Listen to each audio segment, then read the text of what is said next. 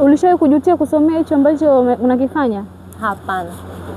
Hujawahi? Sijawahi. It's very rewarding. Yaani katika vitu ambavyo napenda, kwanza ni kazi ambazo napenda kufanya. Napenda kuwa baharini, napenda kukutana na wavuvi, napenda kukutana na wakulima wa mwani, yani in short I really love what I do.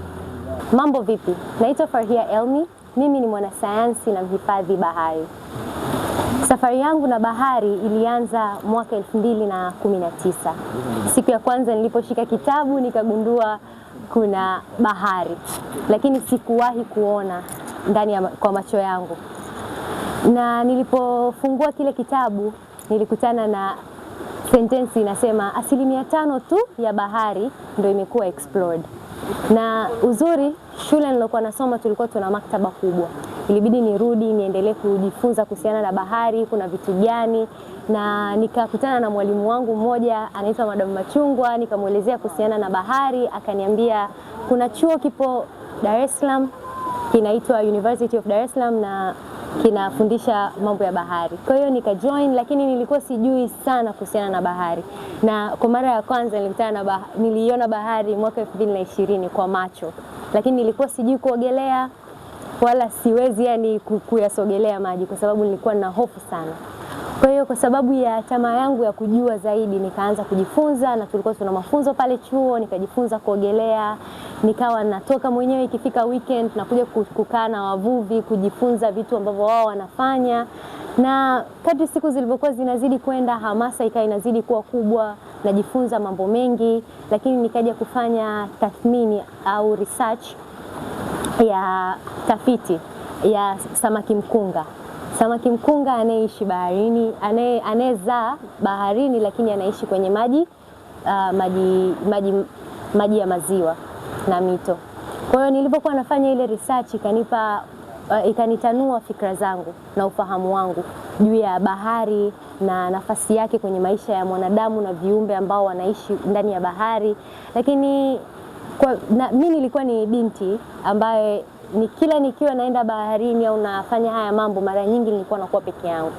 Kwa hiyo kupokelewa na watu kulikuwa yani haikuwa rahisi, kwa sababu ni mtu ambaye kwanza sionekani kama na uwezo wa kuhimili changamoto ambazo zinatokea baharini.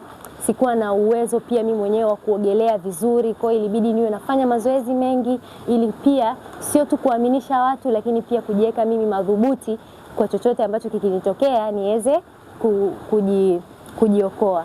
Lakini kadri siku zilivyokuwa zinazidi kwenda, nilikuwa najifunza, nakutana na watu wapya, na mpaka sasa hivi changamoto ya kuwekwa pembeni au kutengwa kwa sababu mimi ni wa kike, watu kuniona kwamba siwezi, kiukweli imepungua kwa kiasi kikubwa. Lakini ni kitu ambacho natamani niwaambie watu. Binti anapojaribu kufanya jambo, ni muhimu sana kumpa nafasi, kwa sababu mabinti wengi sana wakikutana na changamoto ndogo ambazo zinawakumba, hasa kwa sababu wao ni mabinti, wengi wanakata tamaa. Lakini tukiwapa fursa, tukawatia na moyo, tutakuwa tuna mabinti wengi sana kama Farhia. Changamoto ambayo niliwahi kuipitia nilipokuwa baharini, hasa nikiwa naogelea, moja ilikuwa ni kuishiwa na gesi. Hiyo siwezi kuisahau kwa sababu ilikuwa ndo mara yangu ya kwanza na nilikuwa bado sina experience sana kwenye mambo ya diving. Kwa hiyo niliishiwa na mtungi wangu wa gesi nilikuwa nautumia uliisha gesi baharini. Kwa kitu ambacho nilikuwa naweza kukifanya, rafiki yangu nilokuwa naye chini ya maji akatoa pipe yake moja akanigaia, tukarudi juu. Lakini it was a very tough, naweza ngasema it was a tough call pale, kwa sababu nilitakiwa nisipanic, wala yule anayenisaidia hakutakiwa kupanic, na kulikuwa kuna kamba nyingi zilituzonga, lakini kama mnavyoniona nipo hai. Lakini katika kipindi hicho nilikutana na wadudu hawa wanaitwa urumba. Mpaka leo nikienda baharini lazima ni keep a very good distance, kwa sababu kiukweli bado hofu yao yani bado hofu yangu haijaisha. Nilipokuwa nafanya hizi diving nilichomwa tumbo na hao urumba. Nilikaa wiki nzima kitandani bila kufanya kazi yoyote. So it was a very challenging week, na mpaka leo mimi nikikutana na urumba lazima nitetemeke kidogo, na siwezi kuwasogelea karibu sana kwa sababu ya hofu yangu kwao.